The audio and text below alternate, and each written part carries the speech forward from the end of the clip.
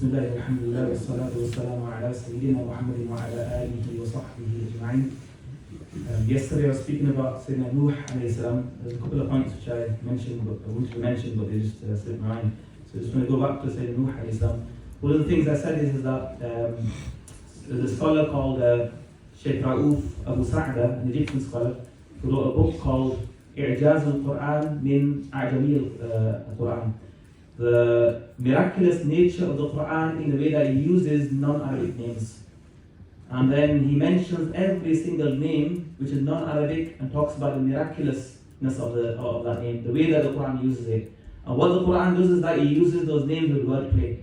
So you see the original meanings in the original languages used in the Quran in Arabic. So one of those I mentioned was Nuh alayhi salam, whose name in Hebrew is Nuah. From that you get Nuah. And the meaning of that name is the one who remains for a long time. And Allah subhanahu wa ta'ala says in the Quran, وَلَقَدْ أَرْسَلْنَا نُوحًا إِلَىٰ قَوْمِهِ فَلَبِثَ فِيهِمْ أَلْفَ سَنَةٍ إِلَّا 50 عَامًا. That Nuh alayhi salam, who was sent to his people, he remained amongst them for 950 years. So just one or two things regarding Nuh alayhi salam. As I mentioned, Allah subhanahu wa ta'ala miraculously gave him a very, very long life. And one of the reasons is that messengers were sent to different time spans. But another reason is that Allah subhanahu wa ta'ala is showing His qudra and His power. And Allah subhanahu wa ta'ala shows His power in so many unique ways. So for example, Sayyidina Isa alayhi salam, he was born without a father. He was only born of the mother.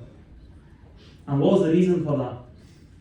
Many reasons, but one of the reasons is that Allah subhanahu wa ta'ala created a human being in every possible way. Me and you are born from a male and a female. We have a mother and a father, a male and a female. Adam alayhi salam, he was born of neither male nor female. Allah created him from dust, from nothing. He would neither have a male or a female that he came from. Allah created a spouse for him, our mother Hawa, from a male, Adam alayhi salam. So all of humanity, they come from a male and a female. Adam alayhi salam comes from neither male nor female. Hawa comes from a male only. There's only one possibility left, which is to have a human being come from a female only, and that is Isa alayhi salam. So he came from his mother Maryam, Allah be pleased with her, without a father. So in the Quran, Allah doesn't mention every single prophet in the Quran. There's thousands, hundreds of thousands of prophets. Allah selectively mentions certain prophets. The second lesson you have from Nuh alayhi salam is that, as everyone knows, Nuh alayhi salam had very little followers. Even though he was preaching for 950 years, he had very, very few followers. So the reminder to us is that success is not by numbers. Success is obedience to Allah subhanahu wa ta'ala, carrying out what Allah's will. And being sincere in what you do. That's what success is in. The Prophet sallallahu alayhi wa sallam said in a beautiful hadith that if Judgment Day is coming, you know it's imminent. Literally, Judgment Day is beginning. And you have a plant which you're planting. Continue to plant it. Don't stop because Judgment Day is about to start. Because the outcomes are not in our hands. What's in our hands is initiating something and beginning it. The rest is up to Allah subhanahu wa ta'ala. Allah will reward according to His knowledge. Because Allah knows what will happen if it is to happen, and what would have happened even if it doesn't even happen. Right? So that's in the knowledge of Allah subhanahu wa ta'ala. So I just want to go back to what I mentioned earlier, that the prophets whose names are mentioned in the Quran, and we see certain wordplay in the names. So for example, Ibrahim alayhi salam is mentioned in the Quran. So Allah subhanahu wa ta'ala Allah subhanahu wa ta'ala sent Ibrahim alayhi salam, and one of the unique things we have about Sayyidina Ibrahim alayhi salam is that literally all of the religions that go back to prophets, they look up to him. Right? Ibrahim alayhi salam is the common prophet to Islam, Christianity, Judaism. Even though we know there's only one religion from Allah subhanahu wa ta'ala, which is the religion of submission, which is Islam. So Allah subhanahu wa ta'ala made Ibrahim alayhi salam a model for everybody to follow. And in the Quran, Allah subhanahu wa ta'ala mentions in regard to Ibrahim alayhi salam, Allah subhanahu wa ta'ala says, Inni ja'iluka linnasi imama. That we're going to make you a leader for people. We're going to make you a leader for people. The name Ibrahim in Hebrew, it comes from Abraham. Abraham. That's why you got in the English Abraham. Right? Every language, when it takes a name, it pronounces it in the way that's comfortable for that language. That's why many of us, we go to school and teachers pronounce our names in an English way. We can't tell them or force them to pronounce it in the way that's supposed to be pronounced, because it's not something that's comfortable to their tongue. The meaning of Abraham, and by the way, Hebrew and Arabic are from the same lineage. Because Nuh alayhi salam, he had 3 sons and one of them was drowned. 3 sons, 4 sons, one of them drowned. Canaan is the one who was drowned. Then you had Sam, Ham and Yafith. Sam are who the Arabs are from. The Jews are from Sam. The Middle East basically is Sam. That's where the word Semite comes from. Samite, Sam. So these are Semitical languages. Arabic is a Semitical language. Hebrew, Syriac, Aramaic, these languages are sister languages. So anyone who studies one of these languages, when he hears some words from another language, will be very familiar. So Abraham, Ab means father. In Arabic, Ab means father as well. In many languages, it's come from the Arabic influence, it means father as well.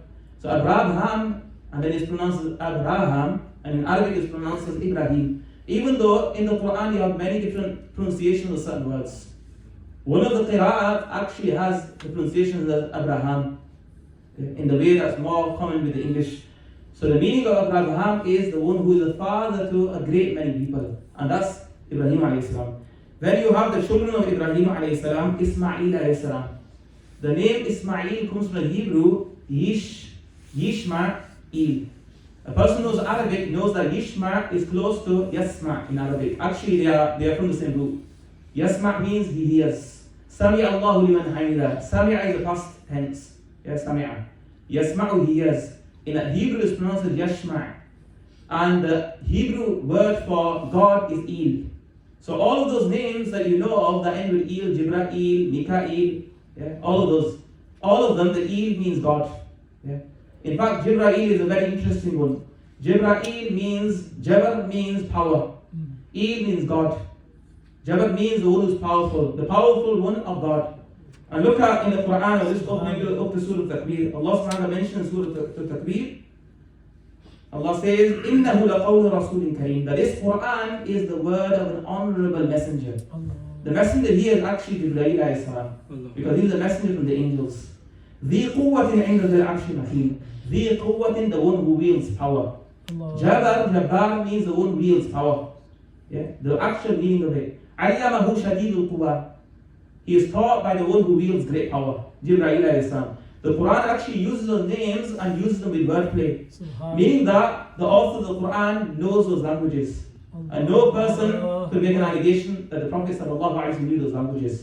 Because the Prophet ﷺ was unlettered. Right? So just to mention 2 more prophets, otherwise in his book, Shaykh Rauf Abu Sa'ala, he mentions all of those names. So just to mention, in fact 1 more, Ismail he mentioned. Ismail means God hears. So why is he called Ismail? The reason is because Ibrahim alayhi salam, when he left his town, and he left his people with his wife Sarah, and they were the only believers, and they left to find a place they could practice the faith. Ibrahim alayhi salam makes a dua, Rabbi habli min as-salihin. Oh my Lord, grant me pious children. So Allah subhanahu wa ta'ala then later on grants him pious children and gives him good news. فَبَشَّرْنَاهُ بِغُلَامٍ حَلِيمٍ. We gave him glad tidings of a perseverant son. Ismail alayhi salam in the Quran is referred to as Ghulam Halim, a perseverant, a patient son. And Ishaq alayhi salam is referred to as Ghulam Alim, a knowledgeable son. Why? Because Ismail alayhi salam, he was tested by Allah subhanahu wa ta'ala in the sacrifice. And he was perseverant. That he said to his father, that do as Allah has commanded you, you will inshallah find me to be patient. I'll be with you in this difficulty. I'm not going to run away from it. Allah has planned it, and we're going to go ahead with it. So he was perseverant. So Ismail, Allah subhanahu wa ta'ala gave him as the first child. Allah heard that dua and responded to it. Ishmael, Allah hears. And then you have Ishaq alayhi salam, his name in Hebrew, Yishaq, it means he laughs. And this is amazing. Allah subhanahu wa ta'ala mentioned in the Quran that some angels came to Ibrahim alayhi salam. And those angels were actually passing by and going to Sodom and Gomorrah where Lut alayhi salam was, in order to destroy them because they practiced homosexuality. Right? Such a grave sin. So whilst they were passing by, they visited Ibrahim alayhi salam. And they told Ibrahim alayhi salam, we're going to your nephew Lut. Lut alayhi salam is the nephew of Ibrahim alayhi salam, his brother's son. So they said, we're going there, we're going to destroy that town. Ibrahim alayhi salam first of all tried to convince them, look, give them a chance. turn the punishment away if possible. Okay, but they said Allah's commanded, we're going to go ahead. But we came and we wanted to give you good news. The good news for you is that Allah subhanahu wa ta'ala promises you a child. This is the second child. And that child is going to be born to you through your wife Sarah, the one who doesn't have a child. She was standing and she struck her face out of surprise and laughed. The Quran says beautifully, وَامْرَأَتُهُ قَائِمَةٌ فَضَحِكَتْ. His wife was standing and she laughed. فَبَشَّرْنَاهَا بِإِسْحَاقَ. So we gave baptism to Ishaq. Ishaq means the one who laughs. Literally the Quran uses wordplay from the original languages. وَمِنْ وَرَاءِ إِسْحَاقَ يَعْقُوبَ. Look at the next part. And we gave news that after Ishaq alayhi salam will have a son called Yaqub. Yaqub in Hebrew and in much of the Arabic, Aqib Yaqub means to come afterwards. After Ishaq alayhi salam, you will have Yaqub. Yaqub is the one who comes after. Right? So in the Quran, it's absolutely amazing how the Quran uses the language of the original. In fact, I want to mention one last one. Hope you're enjoying it so you can listen to this, inshallah. One of the most amazing ones is Musa alayhi salam.